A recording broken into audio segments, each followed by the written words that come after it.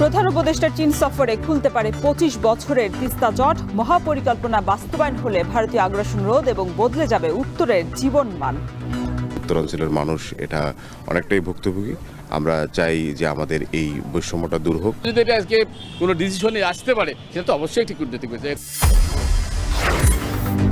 মহাসড়কে পরিবহনে ডাকাতি আতঙ্ক, পুলিশের খবরে লাপাত্তা অপরাধীরা। ঈদযাত্রায় শতাধিক স্পট চিহ্নিত করে নিরাপত্তার আশ্বাস হাইওয়ে পুলিশের।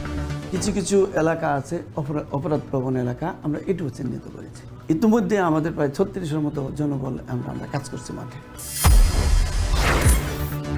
ই কমার্স পেমেন্ট গেটওয়ে কোম্পানির বিরুদ্ধে ৯৫০ কোটি টাকা অনিয়মের অভিযোগ। নীরব বাংলাদেশ ব্যাংক, গ্রাহকের অর্থ ফেরত নিয়ে শঙ্কা।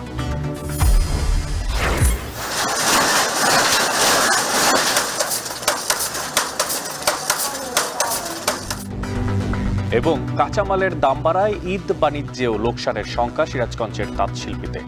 মেশিনে তৈরি জুতার কাছে বাজার হারাচ্ছে শেরপুরের হস্তশিল্প।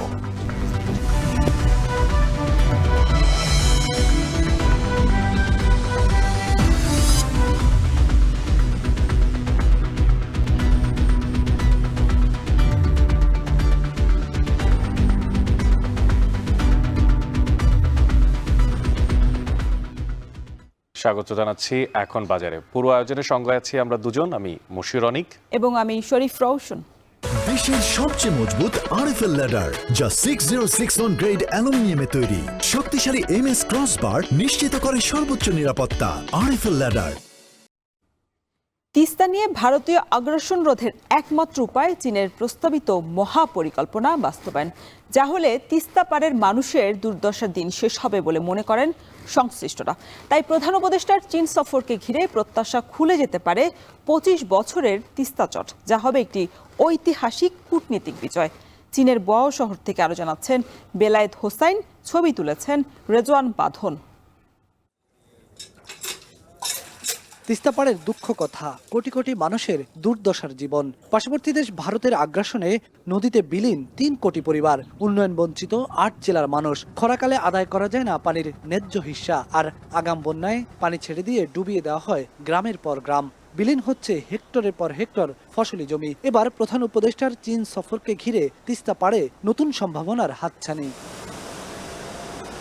সংশ্লিষ্টরা বলছেন, সংকট সমাধানের একমাত্র পথ তিস্তা মহাপরিকল্পনা বাস্তবায়ন। এটি বাস্তবায়িত হলে ১১,২৪০ কোটি টাকার সম্পদ রক্ষা পাওয়ার পাশাপাশি তিস্তা পাড়ের মানুষের জীবনমান বদলে যাবে। আমরা যে দুর্দশা আছি সেখান থেকে কে করলো এটা আমার ব্যাপার না। আমরা তো বলছি কেউ না করলো আমরা নিজের সত্যায়ন করবো, তিস্তা কর্তৃপক্ষকে করবো। সেখানে এটা হলেই আমি মনে করি তার বিরাট বিজয়। যেহেতু এটি চাপাচাপির মধ্যে আছে, সেখানে যদি এটা আজকে কোনো ডিসিশনে আসতে পারে সেটা তো অবশ্যই একটি কূটনৈতিক বিষয়। এক যুগ আগে তিস্তার ন্যায্য পানি বন্টন চুক্তির খসড়া চূড়ান্ত হয়েছিল ভারতের সাথে। ২০১২ সালে ভারতের তৎকালীন প্রধানমন্ত্রী মনমোহন সিং এর বাংলাদেশ সফরে সেই চুক্তি স্বাক্ষরের কথাও ছিল, কিন্তু শেষ মুহূর্তে এসে বোল পাল্টে ফেলে ভারত। চুক্তির আশ্বাসে ১৩ বছর ঝুলিয়ে রেখেছে বাংলাদেশকে। এই অবস্থায় এগিয়ে আসে পূবের অদূরবর্তী বন্ধুরাষ্ট্র চীন। তিস্তার মহাপরিকল্পনার এক ঐতিহাসিক প্রস্তাব দেওয়া হয় ২০২২ সালে, কিন্তু ভারতের কূটনৈতিক বাধায় সেটি আর বাস্তবায়ন করা যায়নি। বিশ্লেষকরা বলছেন, প্রধান উপদেষ্টার চীন সফর থেকে তিস্তা মহাপরিকল্পনা বাস্তবায়নের ইতিবাচক সিদ্ধান্ত আসলে তা বাংলাদেশের জন্য এক অবিস্মরণীয় কূটনৈতিক বিজয়। বাংলাদেশের মানুষের যে আকাঙ্ক্ষা, আমাদের এই তিস্তা নদীর যে মহাপরিকল্পনা এবং তিস্তা নদীর পানি নিয়ে আমাদের সঙ্গে অনেক বৈষম্যমূলক আচরণ করা হয়েছে এই বাংলাদেশ রাষ্ট্রটির সঙ্গে। সেখানে উত্তরাঞ্চলের মানুষ এটা অনেকটাই ভুক্তভোগী। আমরা চাই যে আমাদের এই বৈষম্যটা দূর হোক। আমরা স্বাধীন রাষ্ট্র, স্বাধীনভাবে আমরা সিদ্ধান্ত গ্রহণ করব। অন্তর্বর্তী সরকার গঠনের পর প্রথম দ্বিপাক্ষিক সফরে চীনে আসলেন প্রধান উপদেষ্টা ডক্টর মোহাম্মদ ইউনূস। বর সম্মেলনে যোগ দেওয়া ছাড়াও বেইজিংয়ে গিয়ে আলাদাভাবে বৈঠক করবেন চীনের প্রেসিডেন্ট শি জিনপিং এর সাথে। এজন্য প্রধান উপদেষ্টাকে ঢাকা থেকে আনা হয়েছে চীনের পাঠানো বিশেষ বিমানে। তার এই সফরকে ঘিরে নতুন করে আশায় বুক বাঁধছেন তিস্তা পাড়ের মানুষ। তিস্তা মহাপরিকল্পনা আসলে উত্তর অঞ্চলের মানুষের জনপদের অনেক দিনের আকাঙ্ক্ষা, কিন্তু বরাবরই আমরা দেখেছি যে এই বিষয়টা নিয়ে রাজনীতি করা হয়েছে। আসলে তিস্তা মহাপরিকল্পনার কোনোটাই বাস্তবায়ন হয়নি। আমাদের তিস্তা মহাপরিকল্পনার মূল যে ইস্যুটি, এটি হচ্ছে পানি।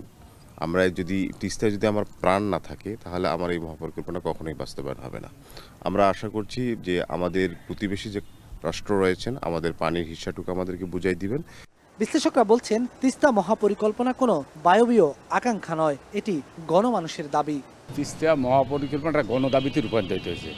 এটি আপনা আপনি হয়নি, মানুষের যে দুর্দশা, মানুষের যে নিজস্ব যে অবস্থা, সেখান থেকে কিন্তু মানুষ এই চাচ্ছে। বাংলাদেশ পানি উন্নয়ন বোর্ড এবং চীনের পাওয়ারের সাথে একসাথেই এই সমীক্ষাটা হয়েছে এবং এটি ভূ রাজনৈতিক কারণে এখন পর্যন্ত আলোর মুখ দেখেনি, এটি বাস্তব।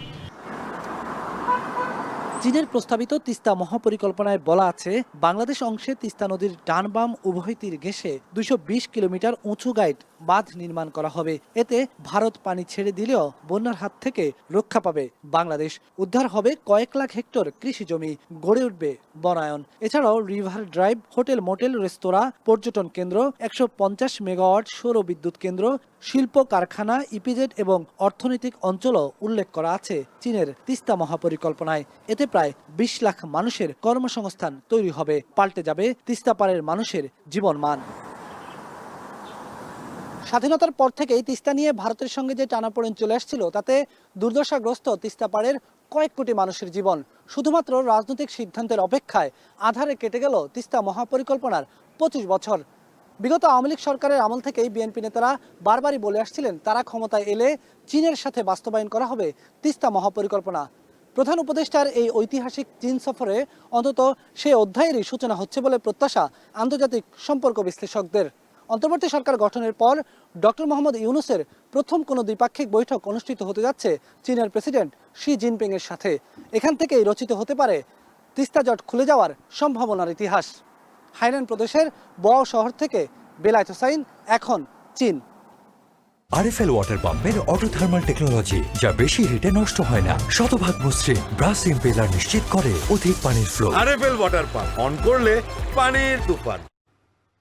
অস্ত্র ঠেকিয়ে গাছ ফেলে মহাসড়কে ডাকাতি, হরহামেশাই এমন ঘটনা ঘটতে দেখা যায়। চুরি, ছিনতাই আর মলম পার্টির দৌরাত্ম্য পরিবহনের যেন একটা নিয়মিত ঘটনা হয়ে দাঁড়িয়েছে। আর এই বিপদে পড়ে সব হারানো মানুষের খবর পুলিশের কাছে পৌঁছানোর আগেই লাপাত্তা হয়ে যায় অপরাধীরা। তাই ঈদ যাত্রায় শতাধিক স্থান চিহ্নিত করে ব্যবস্থা নেওয়ার কথা জানাচ্ছে কর্তৃপক্ষ। বিস্তারিত জানাচ্ছে আরিফ হোসেন।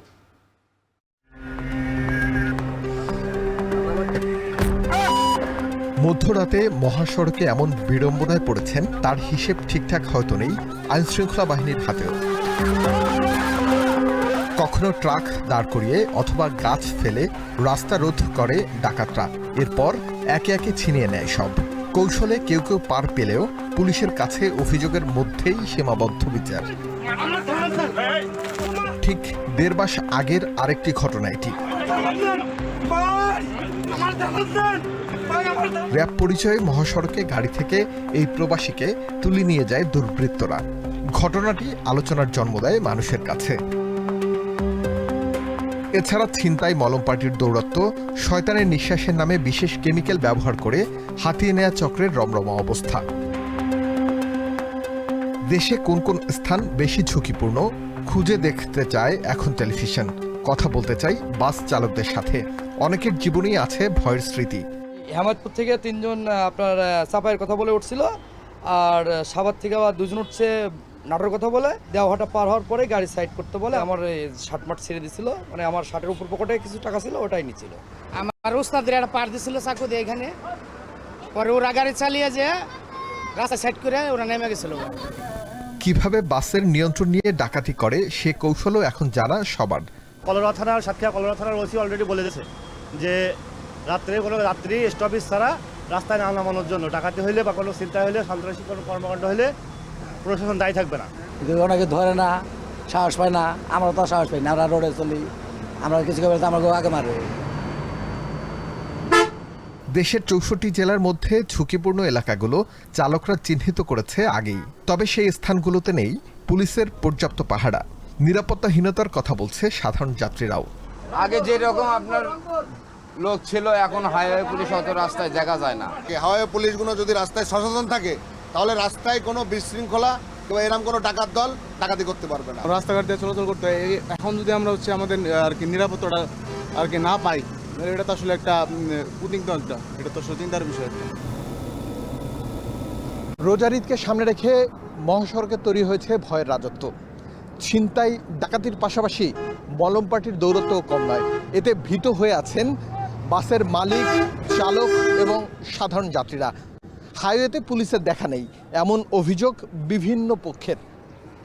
তাহলে সমাধান কোথায়? হাইওয়ে পুলিশ বলছে সড়কে নিরাপত্তা জোরদার করেছে তারা। পুলিশ হেডকোয়ার্টারের কাছে চেয়েছে অতিরিক্ত পুলিশ। দেশে ২৭,০০০ কিলোমিটার হাইওয়ের মাত্র ৩,০০০ কিলোমিটার হাইওয়ের পাহারার দায়িত্বে হাইওয়ে পুলিশ, বাকিগুলো অরক্ষিত। কিছু কিছু এলাকা আছে অপরাধ প্রবণ এলাকা, আমরা এটুকু চিহ্নিত করেছি। আমাদের জনবলের যেহেতু আছে, স্বল্পতা আছে, এই স্বল্পতা নিরসনকল্পে আমরা পুলিশ হেডকোয়ার্টার থেকে ৭০০-র মতো জনবল পেয়েছি। ইতিমধ্যে আমাদের প্রায় ৩৬-এর মতো জনবল আমরা কাজ করছি মাঠে। হাইওয়েতে ডাকাতি ও অপরাধের কথা মাথায় রেখে আগেই প্রস্তুতি সভা করেছে যোগাযোগ মন্ত্রণালয়। তারা বলছে পুলিশকে নির্দেশনা দেওয়া হয়েছে, ঝুঁকিপূর্ণ স্থান চিহ্নিত করে পাহারা বাড়াবে তারা। এই যে হাইওয়েতে যে ডাকাতি, এটার জন্য ওনারা প্রতিরোধমূলক ব্যবস্থা নেবেন এবং এই যে হাইওয়ে পুলিশের সংখ্যা বাড়ানো হবে এবং ওই যে রাস্তায় ট্রাফিক পুলিশের সংখ্যা বাড়ানো হবে। ঈদে মহাসড়ক নিরাপদ রাখতে পুলিশের পাশাপাশি যৌথ বাহিনী ও র্যাবের সদস্যরাও মহাসড়কে থাকবে বলে জানিয়েছে স্বরাষ্ট্র উপদেষ্টা। এটা যেন ভবিষ্যতে না হয় এই জন্য আমরা ব্যবস্থা নিচ্ছি।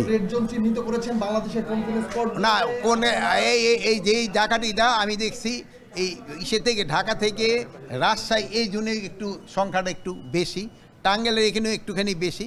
এগুলি যেন না হয় এই জন্য ওই এলাকায় যারা আইন শৃঙ্খলা বাহিনী আছে তাদের আমরা ইনস্ট্রাকশন দিয়েছি এবং তারা আগের থেকে অনেকটা মনে হয় ভিজিল্যান্ট হচ্ছে। 999 সেবা কার্যকর ভূমিকা রাখলে মহাসড়কে অপরাধ অনেকাংশে কমিয়ে আনা সম্ভব বলেও মনে করে সাধারণ মানুষ। আরিফ হোসেন, এখন, ঢাকা। ৬ দফা মেয়াদ বাড়িয়ে দীর্ঘ এক যুগেও শেষ হয়নি বিআরটি প্রকল্পের কাজ। সবশেষ নির্ধারিত মেয়াদ শেষ হওয়ায় ৩ মাস ধরে বন্ধ রয়েছে দেশের ইতিহাসের সবচেয়ে ধীরগতির এই প্রকল্প। এরই মধ্যে কাজ অসম্পূর্ণ রেখেই খুলে দেওয়া হয়েছে প্রকল্পের একাংশ। ফলাফল, পুরনো যানজট ফিরে এসেছে নতুন রূপে, যার প্রভাব পড়বে এবারের ঈদ যাত্রায়। ফরহাদ আহমেদের ছবিতে ইফতেখার রায়হানের প্রতিবেদন। যানজটে স্থবির গাজীপুরের ঢাকা ময়মনসিংহ মহাসড়ক। চান্দনা চৌরাস্তা, সাইনবোর্ড, টঙ্গী কলেজ গেট এলাকায় সারিবদ্ধ যানবাহনের ঠায় দাঁড়িয়ে থাকার এই চিত্র এখন প্রতিদিনের। অথচ ঢাকার সঙ্গে গাজীপুর সহ উত্তরাঞ্চলের যাত্রীদের দুর্ভোগ কমিয়ে নিরাপদ যাত্রার জন্য নেওয়া হয় দেশের প্রথম বিআরটি প্রকল্প। হযরত শাহজালাল আন্তর্জাতিক বিমানবন্দর থেকে গাজীপুরের শিববাড়ি পর্যন্ত ২.৫ কিলোমিটার সড়কে বিরতিহীন বাস চলাচলে ২০১২ সালে নেওয়া হয় বিআরটি প্রকল্প। তবে কাজ শুরু হতেই লেগে যায় ৫ বছর। ২০১৭ সালের এপ্রিলে নির্মাণ কাজ শুরু হলেও গত ৮ বছরে একাধিকবার মেয়াদ ও ব্যয় বাড়িয়েও শেষ করা যায়নি এই প্রকল্পের কাজ। সবশেষ ২০২৪ সালের ডিসেম্বরে অনুমোদিত মেয়াদকাল শেষ হওয়ায় বন্ধ রয়েছে বহুল আলোচিত ও সমালোচিত এই প্রকল্পের সব ধরনের নির্মাণ কাজ। ফলে প্রকল্পটির কাজ শেষ হওয়া নিয়ে ফের অনিশ্চয়তা দেখা দিয়েছে। প্রকল্প এলাকা ঘুরে দেখা গেছে অন্তর্বর্তী সরকারের ৮ মাসেও গতি পায়নি কচ্ছপ গতির প্রকল্পটি। ময়মনসিংহ থেকে ঢাকামুখী উড়াল সড়ক দৃশ্যমান হলেও বেশ কিছু কাজ বাকি থাকায় এখনও চালু হয়নি। শেষ হয়নি ২৫টি বাস স্টেশন ও স্টেশন সংলগ্ন পদচারী সেতু নির্মাণের কাজও। এতে জীবনের ঝুঁকি নিয়ে মহাসড়ক পারাপার হচ্ছে পথচারীরা। নিষেধাজ্ঞা অমান্য করেই বিআরটি লেনে চলছে বাস, ট্রাক, কাভার্ড ভ্যান। সাইনবোর্ড ঝুলিয়েই দায় সারছে সংশ্লিষ্ট কর্তৃপক্ষ। এছাড়া অটোরিকশার দাপটে যানজটের ভোগান্তি বেড়েছে কয়েক গুণ। আমরা প্রত্যেকটা দিন মনে হয় 2 ঘন্টা করে জ্যাম ঠেলি জায়গায়। প্রাইভেট নিয়ে আরো আমরা ঝামেলায় পড়ি, ভিতরে ঢুকলেই আরো ঝামেলায় পড়তে হয় আমাদের। ট্রাকে ঢুকে মনে করেন উল্টো পাল্টা চালায়। গাড়ি দাঁড়াইলে তো ছিনতাইকারী ডাইনে বামে দুইটা সব নিয়ে যায়, পুলিশ সাইডে দাঁড়ানো তাই কিছু বলে না। এখন তো একটু এই কাজের সমস্যা, উড়াল সেতু এইটা যখন চালু হবে তখন আর একটু সহজ হবে। ধীরগতিতে কাজের জন্য ঠিকাদারদের গাফিলতিকে দুষছেন বিশেষজ্ঞরা। বলছেন শহরের বুক চিরে চলা এই সড়কের কাজ শেষ না হওয়ায় নগর পরিকল্পনায়ও ঘটছে ব্যাঘাত। বিআরটি এর যারা দায়িত্বে ছিলেন, কাজ করতেছিলেন, তারা কোনো নিয়মের তোয়াক্কাই করেন নাই, একেবারে তাদের যেভাবে খুশি এই মহাসড়কের মধ্যে তারা কাজ করেছেন এবং সেই সমন্বয়হীনতা কিন্তু আমরা এখনও দেখতে পাচ্ছি। পরিকল্পনার সময় এখানে যেভাবে হচ্ছে যে ফিজিবিলিটি টেস্ট করার দরকার ছিল, প্রথমেই সেটা করা হয় নাই। যেহেতু বিকল্প রাস্তা নির্মিত হয়নি, এটাকে আমরা মাল্টিগ্রেড করেছি এবং এখানে এই প্রকল্পটা দ্রুত বাস্তবায়িত হলে আমাদের নগর পরিকল্পনা ত্বরান্বিত হবে। এক দপ্তর থেকে আরেক দপ্তরে পাঠাচ্ছে, কিন্তু কেউ আসলে অন ক্যামেরার সামনে কথা বলতে চাচ্ছে। এদিকে প্রকল্পের অগ্রগতি নিয়ে ক্যামেরার সামনে কথা বলতে নারাজ প্রকল্প পরিচালক, দুষলেন ঠিকাদারি প্রতিষ্ঠানকে। সপ্তম দফায় মেয়াদ বাড়াতে পরিকল্পনা কমিশনে প্রস্তাব পাঠানো হয়েছে জানান তিনি। মেয়াদ না থাকার কারণে আমরা ঠিকাদারকে কোনো পেমেন্ট দিতে পারতেছি না। এখন এই ঠিকাদার যে নগদ নিজের টাকা ব্যয় করে যে কাজটা শেষ করে দিবে, এই সামর্থ্য তার নাই। টাকার যোগান না পাওয়ার কারণে সে কাজের ইয়েটা গতিটা একদম স্লো হয়ে গেছে। তবে ঈদযাত্রা স্বস্তিদায়ক করতে বিআরটি করিডোরে সব ধরনের যানবাহন চলাচল করবে বলে জানিয়েছেন বিআরটির মহাব্যবস্থাপক। ঈদযাত্রা যে এক্সট্রা একটা লোড ক্রিয়েট হয়, এটাকে এলিভেট করার জন্য দুইটা লেন একদিকে ব্যবহার করবে। ডিপিপি তৈরি করা থেকে শুরু করে তৃতীয় সংশোধন পর্যন্ত এই বিষয়গুলি আসলে এইভাবে অ্যাড্রেস করা হয়নি। তো যেই জিনিসগুলোকে অ্যাকোমোডেট করে এটা সংশোধনের প্রক্রিয়া চলমান। ট্রাফিক পুলিশের তথ্যমতে স্বাভাবিক সময়ে গাজীপুরের ঢাকা ময়মনসিংহ মহাসড়কে প্রতিদিন গড়ে 50,000 যানবাহন চলাচল করে। ঈদের সময় সেই সংখ্যা বেড়ে দ্বিগুণ হয়। বাড়তি যানবাহনের চাপ সামাল দিতে না পারলে হতে পারে ভোগান্তি। ইফতেখার রায়হান, এখন, গাজীপুর। ঈদযাত্রায় দেশের দক্ষিণ পশ্চিমাঞ্চলের 21টি জেলার প্রবেশদ্বার পাটুরিয়া দৌলদিয়া নৌ রুটে যাত্রী ও যানবাহন পারাপারের সকল প্রস্তুতি সম্পূর্ণ করেছে কর্তৃপক্ষ। আর এই নৌ রুটে প্রস্তুত রাখা হয়েছে 17টি ফেরি, 20টি লঞ্চ। এ নিয়ে আরও জানাতে পাটুরিয়া ঘাট থেকে যুক্ত হচ্ছেন সহকর্মী আসাদ জামান। আসাদ, আপনার থেকে জানতে চাই যে যাত্রী চলাচলে তাদের চাপ কেমন দেখতে পাচ্ছেন যানবাহনের, আর পাশাপাশি কর্তৃপক্ষই বা যাত্রী সেবা নিয়ে কি বলছে?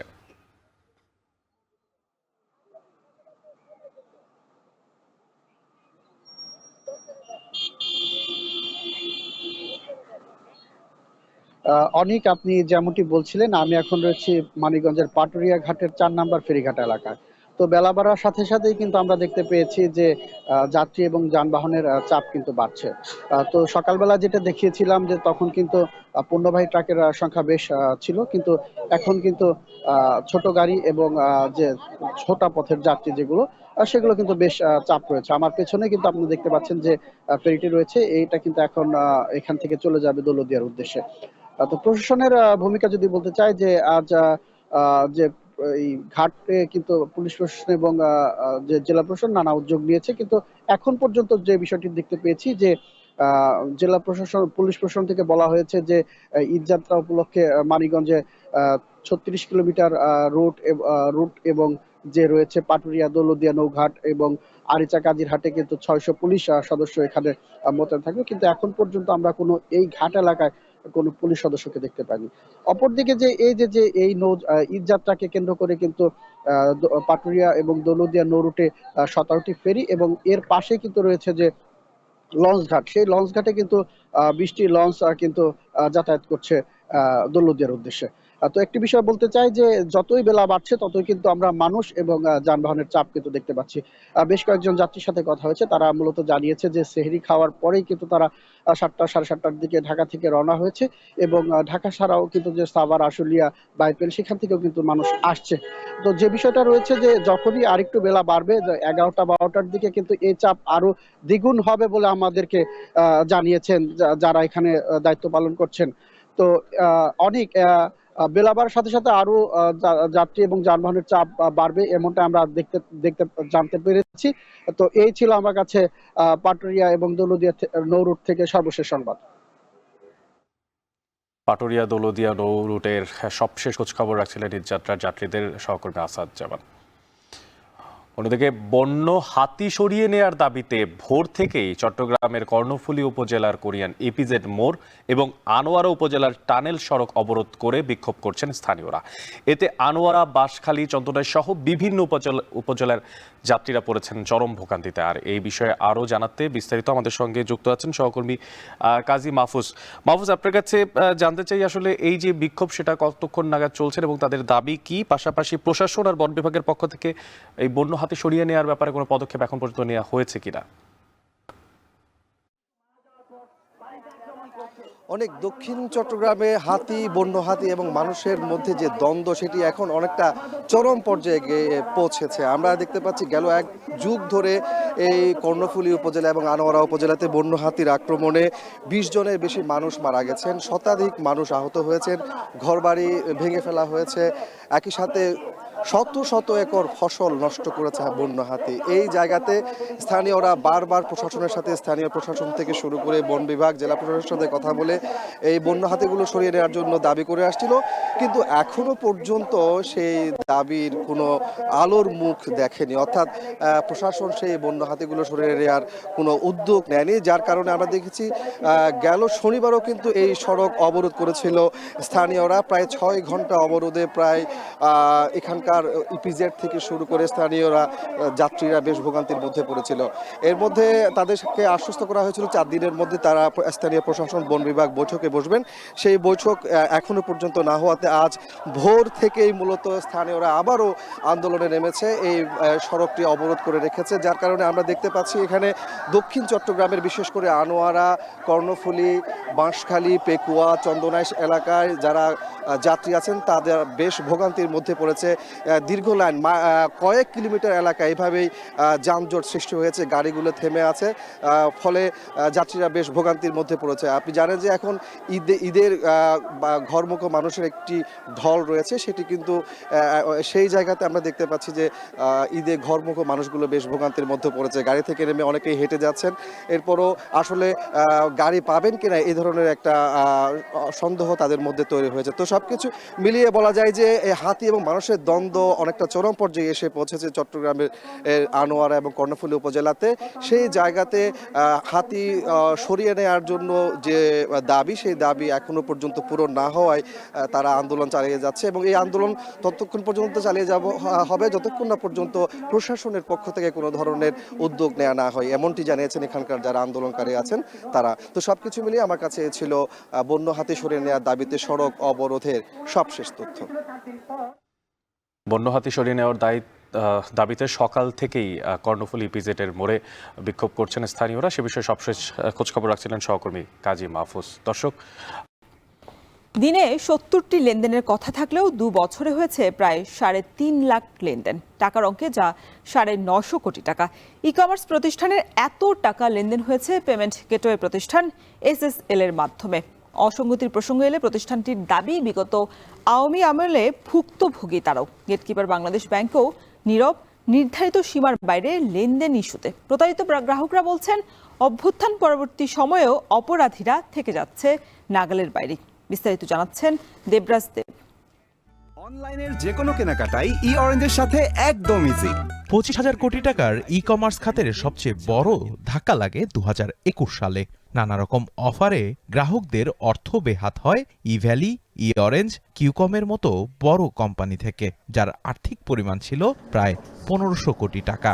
মামলা, অর্থ ফেরত, নানা উপায়েও 5 বছর শেষ হলেও এখনও গ্রাহকের পাওনা রয়েছে 18টি প্রতিষ্ঠানের কাছে প্রায় 144 কোটি টাকা। আর 2021 সাল থেকে পেমেন্ট গেটওয়েতে ই কমার্স প্রতিষ্ঠানগুলোর অন্তত 127 কোটি টাকা আটকে আছে। যেটাই হোক না কেন, যদি ওদেরকে জেলের মধ্যে। আমরা কথা বলি একজন ক্রেতার সাথে, যার 1.5 কোটি টাকা ই কমার্সে বিনিয়োগ রয়েছে। টাকা উদ্ধারে আদালতের বারান্দায় বারান্দায় ঘুরেও মেলেনি হারানো অর্থ। আরেক ভুক্তভোগী জানান, অভ্যুত্থান পরবর্তী সময়েও দোষীরা রয়েছে ধরাছোঁয়ার বাইরে। অভিযোগের তীরও ছোড়েন পেমেন্ট গেটওয়ে প্রতিষ্ঠানের দিকে। কারা সমাধান দেবে? মালিক পক্ষ সমাধান দেবে নাকি সরকার পক্ষ সমাধান দেবে? এটা আসলে আমরা এখনো দ্বিধাদ্বন্দ্বের মধ্যে রয়েছে। কার্যত তো এসব রিফান্ডের বিষয়ে কোনো ব্যবস্থা নিচ্ছে না। আওয়ামী ছত্রছায়ায় কোনো রাজনৈতিক দলের দোহাই দিয়ে এসব না করে তারা গ্রাহকদেরকে নিয়ে কাজ করুক। ই কমার্স প্রতিষ্ঠানগুলোর সাথে গেটওয়ে প্রতিষ্ঠানগুলো সমভাবে দায়ী। এসএসএল কমার্সের 3 জন কর্মকর্তা মানি লন্ডারিংয়ের চার্জশিটভুক্ত আসামি, বাট তাদেরকে এখনো পর্যন্ত কিন্তু গ্রেপ্তার করা হয় নাই। এই অর্থ কেলেঙ্কারির মামলার তদন্ত রিপোর্টে উঠে এসেছে অনলাইন পেমেন্ট গেটওয়ের সংশ্লিষ্টতার বিষয়, যেখানে দেখা যায় যখন একটি প্রতিষ্ঠানে দিনে 70টি প্রোফাইলে সর্বোচ্চ 2 লক্ষ টাকা লেনদেন করতে পারে, সেখানে শুধু এসএসএল নামক একটি গেটওয়ে প্রতিষ্ঠানের মাধ্যমে 3,15,000টি লেনদেন হয়েছে, যার পরিমাণ 936 কোটি 83 লাখ টাকা। এ ব্যাপারে তদন্ত রিপোর্টে প্রতিষ্ঠানটির 3 জন কর্মকর্তাকেও যুক্ত করেছে তদন্ত কর্মকর্তা। নির্দিষ্ট সীমার বাইরে লেনদেনের বিষয়টি নিয়ে জানতে চাইলেও এসএসএল এর পক্ষ থেকে কোনো সাড়া পাওয়া যায়নি। এর মধ্যেই নজরে আসে এক সংবাদ সম্মেলন, সেখানে তারা নিজেদেরকে বিএনপি আদর্শের বলে দাবি করেছেন। আওয়ামী লীগ আমলে ভুক্তভোগী ছিল প্রতিষ্ঠানটি। সেই ক্ষেত্রে কি আপনি হায়ার ম্যানেজমেন্টের সাথে কথা বলতে পারেন? আচ্ছা, কারোর নাম্বার আপনি দিতে পারবেন? আমি তাহলে আমার বসের সাথে কথা বলবেন। আপনার এই নাম্বারে হোয়াটসঅ্যাপ আছে? হ্যাঁ। তবে পরবর্তীতে যোগাযোগের চেষ্টা করলেও সেখান থেকে কোনো সাড়া পাওয়া যায়নি। অন্যদিকে এই ব্যাপারে বাংলাদেশ ব্যাংকের সাথে যোগাযোগ করা হলে 3 দিনেও কোনো উত্তর পাওয়া যায়নি। বেসিসের সাবেক এই সভাপতি বলেন, ই কমার্সের ক্ষেত্রে প্রতারণা রোধে আইন তৈরি করতে হবে, দোষীদের শাস্তির আওতায় আনার কথাও বলেন তিনি। তবে গ্রাহকের অর্থ ফেরত পাওয়া নিয়ে শঙ্কা প্রকাশ করেন। আমি যে ডেলিভারিটা পেয়েছি সেই আমি কিন্তু খুশি। আমি অর্ধেক টাকা দিয়ে একটা জিনিস 100 টাকার জিনিস 50 টাকায় পেয়েছি, কিন্তু বাকি 50 টাকাটা তো আরেকজন পে করেছে, মানে আরেকজনের টাকা। সো অ্যাকচুয়ালি টাকাটা অন্য কোথাও যায়নি, যে যারা যারা ডেলিভারি পেয়েছে তাদের কাছে গেছে। সো টাকাটা তো আসলে সিস্টেমের মধ্যেই রয়ে গেছে। সো এই টাকাটা কিভাবে এখন এক্সট্রাক্ট করা যাবে, এটা কিন্তু খুব ডিফিকাল্ট এবং খুব ট্রিকি ব্যাপার। সো আমি মনে করি সরকার এটা নিয়ে কাজ করছেন। রেগুলেটরি বডি এই যে লিমিটগুলো করে, এটার তো নিশ্চয়ই একটা কারণ থাকে, একটা সেফটি মেজার থাকে। সো এইটার জন্যই আমার মনে হয় এটার ব্যাপারে সরকারকে খুব স্ট্রিক্টলি এটা কাজটা করতে হবে। এদিকে উচ্চ আদালত থেকে গ্রাহকের অর্থ ফেরতের ব্যাপারে রুল জারি করলে বেশ কিছু প্রতিষ্ঠান অর্থ ফেরতের প্রক্রিয়া শুরু করেছে। তবে সেই সংখ্যা নিয়ে দ্বিধাতে রয়েছেন প্রতারিত গ্রাহকরা। দেবরাজ দেব, এখন, ঢাকা। বিশ্বের সবচেয়ে মজবুত আরএফএল ল্যাডার, যা 6061 গ্রেড অ্যালুমিনিয়ামে তৈরি। শক্তিশালী এমএস ক্রসবার নিশ্চিত করে সর্বোচ্চ নিরাপত্তা। RFL ladder. ঈদ ঘিরে মুখর সিরাজগঞ্জের তাঁতশিল্প। নতুন নতুন ডিজাইনের নানা পণ্যে বাড়ছে ক্রেতা চাহিদা। তবে রং সুতা সহ কাঁচামালের দাম বৃদ্ধি আর সাথে বিপণন ব্যবস্থার মার প্যাচে যেন দিন দিন কমছে লাভের অঙ্ক। আর তাই প্রতি বছরই ব্যবসা গুটিয়ে নিচ্ছেন অনেক তাঁত মালিক। 20 বছরের ব্যবধানে জেলায় তাঁতের সংখ্যা নেমেছে অর্ধেকেরও নিচে। বিস্তারিত জানাচ্ছেন মাজেদুর রহমান। বিরামহীন খুটখাট শব্দে চারপাশ মুখর সিরাজগঞ্জের বেলকুচি এই তাঁতপল্লী। তাঁতি ব্যবসায়ী সবাই এখন ব্যস্ত। হাতে ও মেশিন দুভাবে তৈরি হচ্ছে শাড়ি, লুঙ্গি, গামছা, 3 পিস সহ নানা ধরনের পোশাক। ঈদকে কেন্দ্র করে কয়েক গুণ বেড়েছে অর্ডার ও বেচাকিনা। ঈদের আগে কাতান বা জামদানি বা এই সামার এগুলো শাড়ি আমদানি হতেছে। এখন আগের সাইডে একটু কাজের চাপ বেশি, ঈদের সামনে। ঈদে বেড়েছে নতুন নতুন ডিজাইনের কালেকশন। অন্য সময়ের চেয়ে বিক্রিও বেশ হচ্ছে। তবে সুতার বাজার বাড়তি হওয়ায় দিন দিন কমছে লাভের পরিমাণ। ফলে সারা বছরের লোকসান কাটিয়ে উঠতে না পারায় প্রতি বছর ব্যবসা গুটিয়ে নিচ্ছেন অনেক তাঁত মালিক। এবার ঈদে বিক্রি হয়েছে, আসানুরূপ বিক্রি হয় নাই। হ্যাঁ, তারপরেও আমরা আশা করতেছি এখনো সময় আছে। এই সময়ের মধ্যে আমরা চিন্তা ভাবনা করতেছি যে বিক্রি হয়ে কাপড়গুলো আমরা বের করতে পারবো। বিক্রি বেচা কেনা খুব একটা ভালো না, যে পরিমাণ আশা করা যায় কাজের সেই বেচা কেনা সেরকম হইতেছে না। কারণ যে পরিমাণ কাপড় মহাজন তৈরি করে রাখছে, তার শিকি কাপড় ফুরাইবে বলে মনে হয় না। ব্যবসা বাণিজ্য তো ভালো নাই, সব তাঁত বন্ধ। এখন তখন ঘরের অবস্থাটা কি অবস্থা? তাঁত তো বন্ধ, আমাদের তাঁত তো ওরকম চলে না। নতুন প্রজন্মের কাছে তাঁত বস্ত্রের কদর কমলেও বাঙালির নানা উৎসবে বাড়ে তাঁত পণ্যের চাহিদা। শিল্পটিকে টিকিয়ে রাখতে তাঁত বোর্ড কাজ করছে বলে জানান এ কর্মকর্তা। তাঁত কমে যাওয়ার যে ব্যাপারটা, এখানে আমাদের যেটা অবজারভেশন সেটা হচ্ছে তাঁতিরা অনেক সময় দেখা যায় যে সরাসরি ক্রেতার কাছে পৌঁছাতে পারে না, মিডলম্যানের মাধ্যমে তারা ক্লায়েন্টের কাছে পৌঁছাচ্ছে। তো সেই ক্ষেত্রে তারা তাদের যে ন্যায্য যে প্রোডাক্টের যে প্রাইসটা অনেকাংশেই তারা কাস্টমারের কাছ থেকে ডিরেক্টলি পায় না। সরকারি পরিসংখ্যান বলছে 2005 সালে সিরাজগঞ্জ জেলায় তাঁতের সংখ্যা 90,200। 20 বছর ব্যবধানে তা কমেছে অর্ধেকের বেশি। 2024 সালে তথ্য বলছে বর্তমান জেলায় তাঁতের সংখ্যা মাত্র 40,000-এর মতো। সিরাজগঞ্জ জেলাকে তাঁতপুঞ্জ হিসেবে ব্র্যান্ডিং করা হলো, সরকারের নজর নেই এই শিল্পে। ঈদ উপলক্ষে কিছুটা ব্যস্ততা বাড়লেও এই তাঁতিদের সারা বছরই চলতে হয় নানা প্রতিকূলতার মধ্যে দিয়ে। সিরাজগঞ্জের বেলকুচি তাঁতপল্লী থেকে মাজেদুর রহমান, এখন। ঈদ উপলক্ষে শেরপুরে হাতে তৈরি জুতা কারিগরদের ব্যস্ততা এখন তুঙ্গে। শেষ মুহূর্তের কাজে মুখর সময় পার করছে কারখানাগুলো। তবে আধুনিকতার যুগে স্বয়ংক্রিয় যন্ত্রের সঙ্গে পেরে উঠছেন না হাতে জুতা তৈরি করার কারিগররা। বেসিক কর্মকর্তা বলছেন, জুতা তৈরির কারিগরদের স্বল্প সুদে ঋণের পাশাপাশি যে কোনো সহযোগিতায় পাশে আছেন তারা। জাহিদুল খান সৌরভের প্রতিবেদনে দেখবেন বিস্তারিত। ৩৫ বছর ধরে হাতে তৈরি জুতা তৈরি করেন মঙ্গল সাহা। শুরুতে একা কাজ করলেও এখন তার কারখানায় কর্মসংস্থান হয়েছে আরও 3 জনের। দীর্ঘ কর্মজীবনে তার কাজের সুনাম ছড়িয়েছে জেলার বাইরেও। তাই ঈদ আসলেই বিভিন্ন বয়সী মানুষ ভিড় করেন শেরপুর শহরের অষ্টমী তলায় মঙ্গল সাহার জুতার কারখানায়। অনেক জায়গাতে লোক আসে, যার যে মর্জি মতন জুতা অর্ডার দিয়ে বানা নিয়ে যায়। তবে কারিগর টারিগর নিয়ে কাজ করি, তো এমনিও সবসময় ভিড় থাকে, ঈদের সামনে চাপ বাড়ে। বানানো জুতাটা নিজের মনের মতো করে দেখে শুনে নেওয়া যায়, একটু মজবুত হয়, দীর্ঘদিন পরা যায়। হাতের তৈরি জুতা বানাতে আসছি, এই জুতা ব্যবহার করতে অনেক আরামদায়ক হয়। জেলার জুতা তৈরির কারখানায় দেখা যায় হাতুড়ির শব্দে জুতা তৈরিতে ব্যস্ত কারিগররা। কেউ চুল কাটছেন, কেউ ঘষে আঠা দেওয়ার কাজ করছেন। ডিজাইন ও ফিনিশিং এর কাজে দম ফেলার ফুসরত কম। কারিগররা বলছেন, হাতে জুতা তৈরিতে রাবার কার্টিজ থেকে শুরু করে ফিনিশিং, প্রিন্টিং সবই হচ্ছে তাদের দক্ষ হাতের নিপুণ ছোঁয়ায়। তবে কাঁচামালের বাড়তি দাম ভুগাচ্ছে তাদেরকে। ঈদ উপলক্ষে কাজের চাপটা অনেক বাইরে যায়, কিন্তু আমরা আশাবাদী যাতে সবার হাতে হাতে আমরা যাতে দিনের রাতে কাজ করে যাতে সবার হাতে হাতে মালটা পৌঁছাতে পারি। চাপ বেশি, কারিগর 3-4 জন, মানে মাহাজন যেটুকু বেতন দেয় সব মোটামুটি ভালোই চলে। সরকার থেকে যদি কোনো কিছু ঋণ টুন দিত, তাহলে আমরা কোনো রকম কারিগর টুর করে খাড়াইয়ে আমরা ব্যবসা বাণিজ্য করে বইতাম। এদিকে বিসিক কর্মকর্তা বলছে, জুতা তৈরির কারিগরদের স্বল্প সুদে ঋণের পাশাপাশি যে কোনো সহযোগিতায় পাশে আছেন তারা। আমাদের জেলা কার্যালয় থেকে ক্ষুদ্র ঋণের ব্যবস্থা আছে। ক্ষুদ্র এবং কুটির শিল্পের উদ্যোক্তারা এখান থেকে 50,000 থেকে 5 লাখ টাকা পর্যন্ত ঋণ দিয়ে থাকি। তবে আধুনিকতার এই যুগে স্বয়ংক্রিয় মেশিনের সাথে পাল্লা দিয়ে পেরিয়ে উঠছেন না হাতে জুতা তৈরির কারিগররা। এছাড়া চায়না জুতা বাজার দখল করায় হাতে তৈরি জুতার চাহিদা আগের তুলনায় বেশ কমেছে। জাহিদুল খান সৌরভ, এখন, শেরপুর। ঝালকাঠির বাজারে মাংসের দাম ঊর্ধ্বমুখী। পোলট্রি মুরগির কেজিতে দাম বেড়েছে 30 থেকে 40 টাকা পর্যন্ত। এ বিষয়ে আরো বিস্তারিত জানাতে শহরের বড় বাজার থেকে যুক্ত হচ্ছেন সহকর্মী আলামিন তালুকদার। আলামিন, ক্রেতা বিক্রেতারা কি বলছেন মুরগির দাম বৃদ্ধি নিয়ে, আর বাজার মনিটরিং এর কোনো ব্যবস্থা প্রশাসনের পক্ষ থেকে আপনার চোখে পড়েছে কিনা? ধন্যবাদ রওশন, আমি একটু জানিয়ে রাখছি।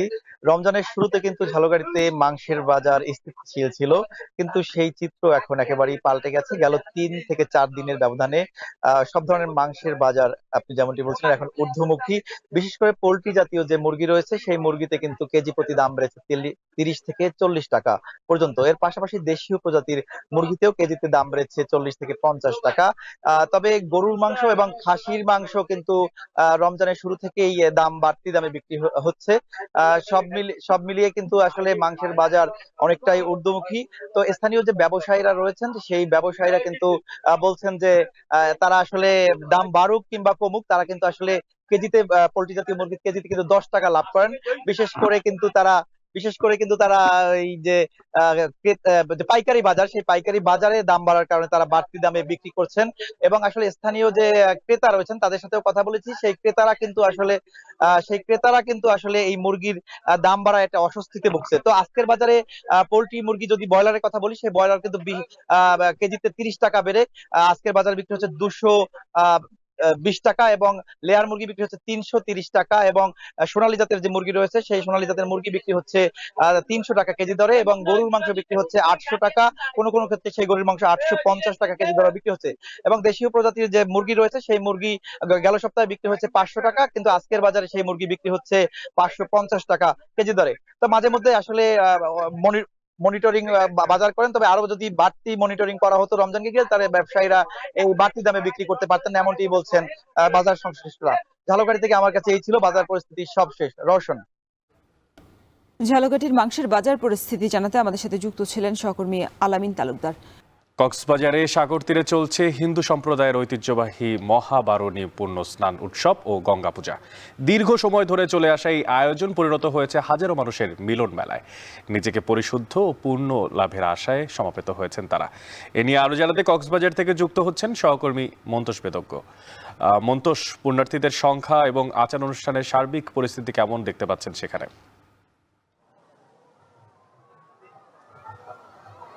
অনেক কক্সবাজার অঞ্চলে শত বছর ধরে চলে আসা এই উৎসব ঘিরে আসলে অসীম আগ্রহ রয়েছে সনাতন ধর্মাবলম্বীদের। আমরা দেখছি যে ভোর থেকে প্রচুর মানুষ এখানে কক্সবাজার সৈকতের কবিতা চত্বর পয়েন্টে সমবেত হতে শুরু করেছেন এবং বেলা যত গড়িয়েছে আসলে এখানে মানুষের উপস্থিতি ততই বেড়েছে এবং আমরা দেখছি যে এখানে যারা সমবেত হয়েছেন পুণ্যার্থীরা, তাদের সাথে আমরা কথা বলে যেটি জানতে পেরেছি তারা অতীতের যে পাপ সেটির মোচন এবং অসীম পুণ্য লাভের আশায় আসলে এখানে অনেকে সমুদ্র স্নানে নেমেছেন এবং অনেকে তাদের প্রয়াত যে পূর্বপুরুষ তাদের আত্মার সদ্গতি কামনায় এখানে তারা তর্পণ সহ নানা ধর্মীয় আচার আনুষ্ঠানিকতায় এখানে মত্ত রয়েছেন এবং সব মিলে নানা বয়সী মানুষের আসলে এটি মিলন মেলায় পরিণত হয়েছে। এখানে কক্সবাজার জেলা শহর ছাড়াও আশপাশের যে বিভিন্ন উপজেলা রয়েছে এটি ছাড়াও এখানে দক্ষিণ চট্টগ্রামের নানা অঞ্চল থেকে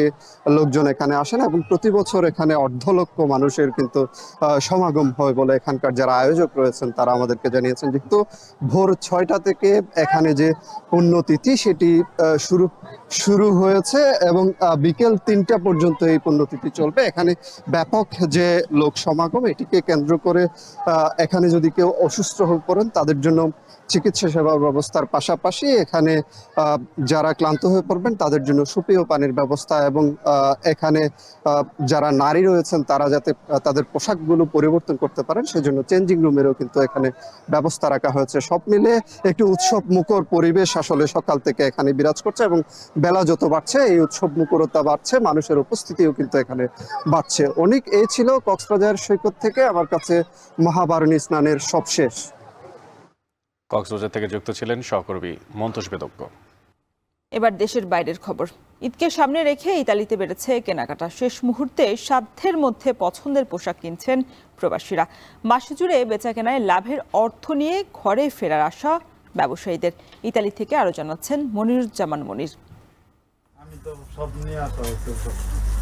রমজানের শেষের দিকে ইতালির ঈদ কেনাকাটা এখন তুঙ্গে। রাজধানী রোমের বিপণী বিতানগুলোতে বেড়েছে ক্রেতাদের ভিড়। ঈদ বাজারে আকর্ষণীয় নতুন ডিজাইনের পোশাক পেয়ে আনন্দিত প্রবাসীরা। গত বছরের তুলনায় দাম কিছুটা বেশি হলেও সন্তুষ্টি প্রকাশ করেছেন ক্রেতারা। পরিবারের পাশাপাশি কিনছেন নিজের জন্য পোশাক। বাংলাদেশে পুরো আমেজটাই আমরা এখানে পাচ্ছি।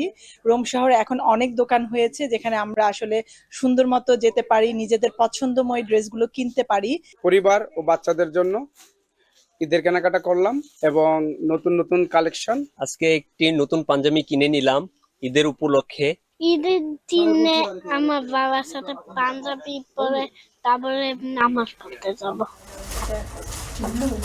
ব্যবসায়ীদের আশা রমজানের শেষ কয়েকদিনে ক্রেতাদের পাশাপাশি বাড়বে পণ্যের বিক্রি।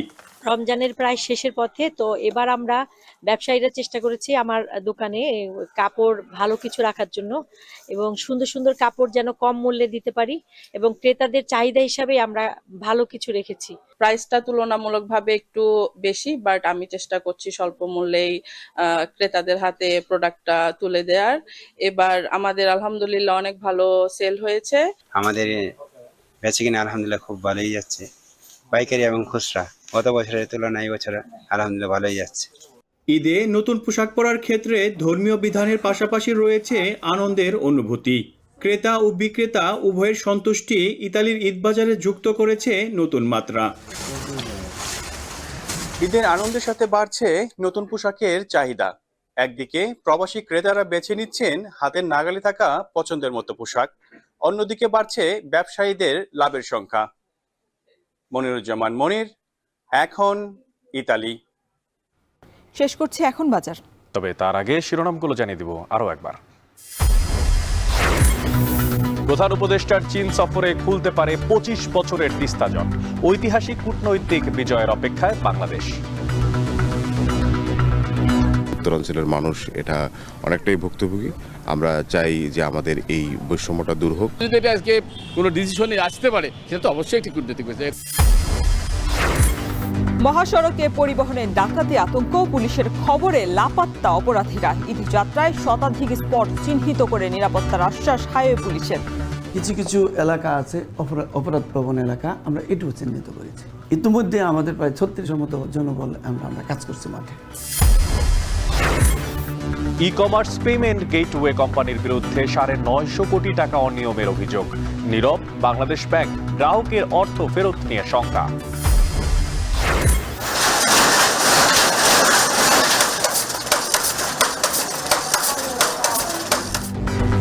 এবং কাঁচামালের দাম বাড়ায় ঈদ বাণিজ্যেও লোকসানের শঙ্কা। সিরাজগঞ্জের তাঁতপল্লীতে মেশিনের তৈরি জুতার কাছে বাজার হারাচ্ছে শেরপুরের হস্তশিল্প। এই ছিল এখন বাজারের আয়োজনে। এখন টেলিভিশন ওয়েবসাইটে দেখতে ভিজিট করুন www.ekhon.tv। এছাড়া এখন টেলিভিশন ফেসবুকে দেখতে ভিজিট করুন facebook.com/tv.এখন এবং ইউটিউবে এখন টেলিভিশন দেখতে ভিজিট করুন youtube.com/c/ekhon tv।